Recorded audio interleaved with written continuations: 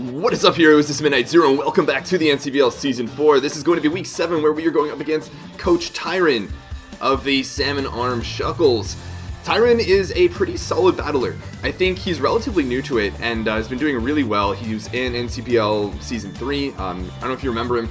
It was really, most notably, I would say, was his max special attack, grass knot, weakness policy Landorus T.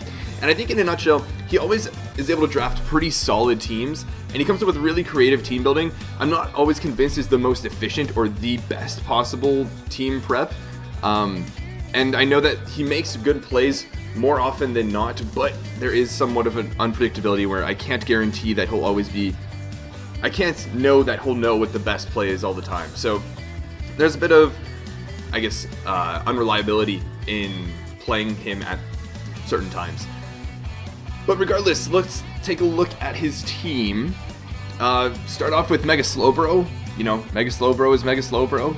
It puts in a lot of work. It can single-handedly take on teams. It's very similar to Suicune in that it is just really bulky, can set up Calm Minds, and it has a really solid base special attack to boot. So it can do a lot of damage. You can run, modest offense. You don't really even have to invest in defense because it's got a base 180 defense and it's got a great defensive typing. Because it's a Mega, it's not really too weak to knock off. And yeah, it's got reliable recovery. Prior to Mega Evolving, it's got Regenerator. Once it does Mega Evolve, it can't be critical or like crit, so it definitely makes for a great bulky mon. Next up is going to be Circuitry.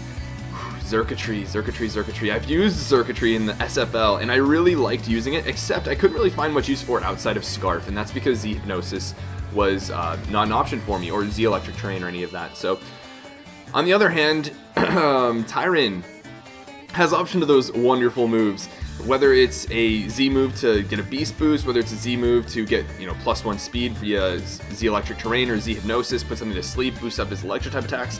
This thing is threatening. It's really threatening. And honestly, I fully anticipate Thunderbolt, HP Ice, Tail Glow, and Z Hypnosis, because that's all he needs to hit everything on my team either neutrally or super effectively, and anything that takes it neutrally doesn't take it at +3. So yeah, it's definitely one of the scariest mons on his team. Next up is Torn T, Tornadus Therian, which is really good in my opinion. It's got great mixed bulk, not great, it's got good mixed bulk with the ability Regenerator, and it's really fast so it can U-turn out. It's great for utility, knockoff, superpower, even hurricanes, heat wave. It's got a lot of really good options, so it's a great pivot mon in my opinion. Next up is Amoonguss, another great pivot, a lot bulkier, doesn't have as much of an offensive presence, but has access to Spore, which is really helpful for momentum. It's got Clear Smog to deal with setup sweepers, Giga Drain, and of course Regenerator. You're going to notice the theme here. Next up is Dugtrio. Dugtrio, definitely a great mon. The ability Arena Trap, it's able to selectively take out threats on the opponent's team. And that in and of itself is scary, whether that's going for Earthquake, whether it's going for a Ground DMZ, not like he has the option though, or just getting a guaranteed Toxic off on something you really need to make sure gets poisoned. It's really good. It can set up with Memento, it has access to rocks, yeah. It got an attack boost with Sun and Moon, normally had base 80 attack, but with base 100, it's actually putting in a decent amount of work with its attack, so definitely a threat. Next up is Volcanion. Volcanion is so bulky. It's got Water Absorb, which is of course great for like an immunity standpoint, but look at its bulk. 80 HP, 120 defense, and 90 SPDF. It's got a great natural bulk in addition to a great natural special attack. The only thing lacking in my opinion is its speed tier, but at the same time that makes it a great Scarf user. It's a great Specs user, great Scarf user. Move pool wise, it's got access to, I think, Solar Beam, Fire Blast, Sludge Wave, Steam Eruption, and of course Hidden Power, and that's really all it needs. I know that sometimes they run subsets, and yeah, most common is Modest Specs, but next up is Hydreigon. Hydreigon, one of the most threatening mons in League format in my opinion. It's got a great special attack stat, it's got a solid speed tier, and access to Levitate. It's got, great move pool too. Dark Pulse, Draco Meteor, Fire Blast, Superpower, Flash Cannon, Iron Tail. It's got a lot, I think Earth Power even. It's got a lot of really good moves, and as a Z-mon, that makes it that much more threatening, so definitely need to be wary of Hydreigon. Wigglytuff, not so threatening. Admittedly, it's usually run as a competitive special attacker. Competitive meaning if there's an attack drop or a stat drop against Wigglytuff, it gets +2 special attack. helping its meager base 85 special attack. It's got a, because it's a normal type, it's got a good move pool, but I'm really not fearing Wigglytuff.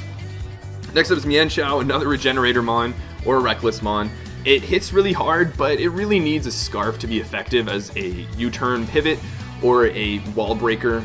It needs to run Reckless and High Jump Kick, and High Jump Kick is High Jump Kick. Sometimes it misses, you can run Protect around it, and it really doesn't hit hard outside of that. So, admittedly not my favorite mod, but also worth noting is it's a good knockoff user. So, next up is Registeel. It's got some great bulk, base 150 defense and Spadef, steel typing. Its only flaw really is that it's such a pushover. Not necessarily a pushover, it's just like so passive. It can't do anything. The best it can try and do is curse up on an opponent, or just like Thunder Wave and Stealth Rock and Seismic Toss, because Iron Head is not doing a lot, Earthquake is not doing a lot.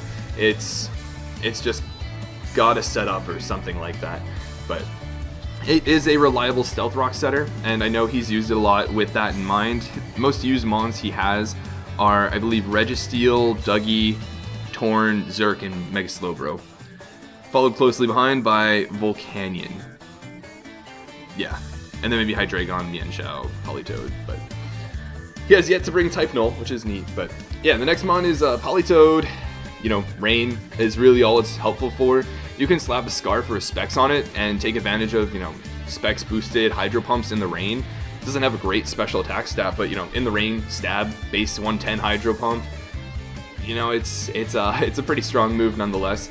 It can run a bulky support set with Toxic, Perish Song, all that good stuff.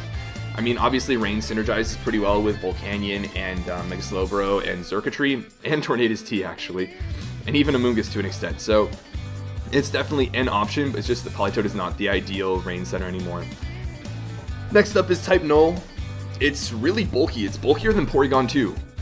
Let that sink in. With an Eviolite on it, it's bulkier than Porygon 2. The thing is, it doesn't have as reliable recovery. It can run Rest Talk, SD, Return, but Tyren always runs Flame Charge, SD, Return, plus coverage move, whether that's Rock Slide or Shadow Claw or something else. So that's what I'm anticipating the most. It is pretty scary because it's so difficult to take down. It usually gets off at least one really hard hit, and Stab Return coming off base 95 attack, especially +2, is definitely not something to sleep on. But next up is going to be Miss Magus. Miss Magus, I don't know. I'm not really too big a fan of it, to be honest. It can be a nice stall breaker with Taunt, Will-O-Wisp, Hex. That's really all it has going for it. Quagsire is just really annoying. It's really annoying. It's an unaware mon. It doesn't even have that great bulk. It can curse up if it wants to. It has access to Recover, Scald, Toxic, Earthquake. That's really all it does. Scald, EQ, Toxic, Recover, maybe Curse instead of one of the attacking moves, but that's really all it is. Look at this little grin. Look at this little grin, how derpy it is. It's such a funny mon, but anyways, he is, I believe, 3-3 now, and definitely looking to break above 50 going into the halfway point of the season, so I'm definitely not sleeping on him, and coming up with a team for his team was actually a bit more difficult than I anticipated. But regardless, let's hop into it. So the first mon we have is Porygon 2. Now, Porygon 2 is easily the first mon I was able to identify as, I definitely want on my team. And why? Trace. Think about how many great abilities his mons have that I can trace and use against them. The first example is Dugtrio. If he tries to bring in anything, or bring it in on anything and trap it, if he kills whatever it is, I can immediately go out into Porygon 2 afterwards and re-trap it by tracing his arena trap and then killing it with Ice Beam. If I predict that and pull a double, I can trap him with his own arena trap and then he doesn't even get a kill on anything. I take 20-something% from Earthquake, so it's not like he's doing a lot to me. I potentially can have him Toxic and then Ice Beam him so I don't have to deal with reversal shenanigans. I hope he doesn't run Toxic. He's always run 4 attacking moves, so I don't know if he will or not, but there's that. There's of course Regenerator from Slowbro before it Megas. There's Shell Armor once it does Mega. Beast Boost Porygon 2 would be really funny. Regenerator. I can get so many Regenerators to help heal P2 when I want to. Water Absorb makes it a great switch into Volcanion as well. He needs to be wary of that. Potentially get Levitate, potentially get Clear Body, not really as relevant, potentially Battle Armor, and potentially Unaware from Quagsire. So yeah, there's a lot of potential in just Trace in and of itself. And then of course, Ice Beam or Bolt Beam coverage gets everything really good, and then what doesn't, Toxic takes care of. So that's the idea. The spread here, it seems like this is randomly just kind of like, oh, like split between defense and Spadef. It's actually very specific. I live a Scarf Reckless high jump kick from Mian Xiao at full. So I think I take like 99.5% max from it. So that's the exact reason I have that that defense there. And then a lot of Spadef, because look at his team. His team is really Spadef or special attacking heavy. Like there's no doubt about it.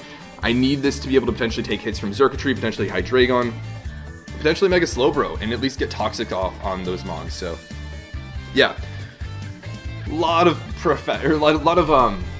like big pressure on Porygon 2 to put in a lot of defensive work. So a lot of the team was built around taking some of that pressure off.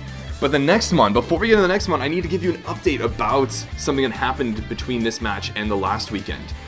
Coach Firesnow, or FS, I forget, I think he's the Piplups? He might be the Piplups. He actually dropped one of his Mons in an effort to, I guess, reform his team. He needed something, even though this Mon that he dropped was much better than the Mon that he picked up. It really just didn't mesh with his team as well. And I saw that he dropped it, and everyone was like, whoa, I can't believe like this Mon is available. And I was like, you know what, I want this Mon, but I also want it to be my Z-Mon. And so I asked Max, and I was like, we can't change Z-Mons, right? And he was like, no. But we have 4 free agencies.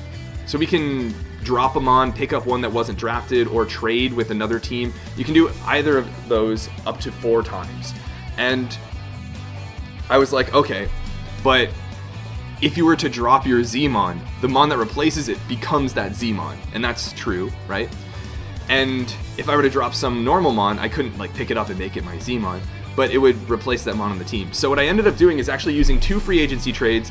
I dropped Raikou, my Z-Mon, and immediately picked up Volcarona, the new addition to the team. That made it my Z-Mon, and then I dropped Typhlosion and picked up Raikou again. So Raikou is no longer my Z-Mon, and Volcarona is instead, and we no longer have Bakugo, Katsuki, Typhlosion on the team. Sadly, because I like Bakugo and I like Typhlosion a lot, but Volcarona just fits my team so well. It's so offensively present, it's so strong, it hits so hard, and is a Z-Mon. It has great Z options with stuff like Shattered Psyche, or Supersonic Sky Strike, or Bloom Doom, or Inferno Overdrive, or, what is it? Savage Spinout? Yeah, it's great. I needed a setup sweeper on my team too, especially something that can boost its offensive stats and speed at the same time. So it really works well on my team, in my opinion, and I definitely want to bring it against Tyren's team. Fiery Dance, because I don't want to deal with accuracy, and Fire Blast, and there's a 50% chance to boost my special attack one stage when it does land, and Bug Buzz and Giga Drain for coverage. Swarm, because I'm running a Buginium Z to potentially get rid of Circuitry in one hit, or really hit, type Null hard, and I don't rely on whether the weather is present or not to have its damage reduced or not. So that's the idea here. Max special attack, enough speed to outspeed Hydreigon, the rest goes into HP. Just looking at his team, it just does so well. Bug Buzz, Fiery Dance, Fiery Dance, Fiery Dance, Giga Drain. Doesn't hit Volcanion super hard, but I also don't get hit super hard by it when I'm at +1 or 2, and I can heal back a little bit. And if he goes for a water type move and he's choice locked, he also potentially heals up my Porygon, so that's a thing. Bug Buzz, Fiery Dance, Fiery Dance, Fiery Dance, Giga Drain, Savage Spinout, Fiery Dance, Giga Drain. So Volcarona puts in a lot of work once it sets up, of course. I need to make sure rocks stay off the field. I don't really have hazard support. Surprisingly, I just couldn't fit it on my team, but definitely going to want to save Volcarona for a late game sweeper. So, worth noting, should I make this shiny or not? Probably not. I don't know what to name it yet, so let me know what you guys think. But next on the team is going to be Gliscor. We're running EQ, Toxic, Stealth Rock, and Protect. I really wanted to run a sub-Tect Gliscor this time around, but I just needed to fit Stealth Rock on my team, and I couldn't find a better place to do so. It is mostly Spadef. It's got enough speed to outspeed Circuitry. So I can actually do 88% minimum with Earthquake against that, which is really nice. I outspeed it. That means I also outspeed Volcanion. I can do some damage to Registeel, and I can get Toxics off on things while taking, not a ton of damage. And with Protect, I'm able to at least guarantee that I get another turn of Poison Heal before I have to switch out. Now, I wanted to run Subtech because as long as anything slower than me was Toxic, I could beat it 1v1. That includes Mega Slowbro, which would have been really important. But it also doesn't really cover stuff like Registeel or Amoonguss. And I wanted Stealth Rock more than the ensured ability to beat Mega Slowbro, which the rest of my team can probably do as well. So that's why Stealth Rock and EQ are the case this particular week. Gliscor is going to be important as well because it's an electric immunity, and that's going to be important. It's also a ground immunity, so Dougie and potential, what was it? Earth Power? I think Volcanion or Hydreigon got Earth Power, but yeah, immunities in a nutshell. I considered running Defog on it, but just couldn't find the space for it. Next up is going to be Shaman. Shaman is really cool because, oh, I forgot to mention with Gliscor. After it's poisoned, it's a good Spore switch in. I don't have to worry about getting, like, sleep or put to sleep by anything. And same goes for Shaman because it's immune to Spore, and if he goes for Z Hypnosis, I can Natural Cure it away really easily. Same goes for, I don't have to worry about getting put to sleep by Hypnosis from Zerk on my Gliscor as well. But definitely running a more offensive but still bulky Shaman this week. Seed Flare, Psychic, Dazzling Gleam is for obvious coverage against his team. Psychic is there specifically for Amoonguss because that thing is is very threatening. Also, shout out to the music. I just realized forgot to loop it. Yamcha, Dragon Ball FighterZ, super hyped for it. But yeah, Seed Flare, it hits Mega Bro really hard. It hits Circuitry and Volcanion with the same damage as Earth Power, which is why I don't really need Earth Power. I would only really use Earth Power for Registeel, but I have other ways of dealing with Registeel, like Gliscor. So not too worried about that. I should mention with Volcarona, I'm worried about Paralysis and Status. That's something I need to watch out for. I considered sub for it, but who knows. What else was I saying? Yeah, Dazzling Gleam is there for Hydreigon. Seed Flare is literally for like everything else. It does so much damage to a lot of things. It's a good Mega Bro check. It's great for Quagsire. It has the chance to drop the opponent's special defense by 2 stages, making it that much weaker. And each turn I'm gaining a little bit of Leftovers recovery, which is really nice. I have Synthesis so that I can heal up over time, because this mon is also meant to be a switch into Circuitry. I can take 2 HP Ices thanks to Leftovers recovery and the bulk I have after Rocks.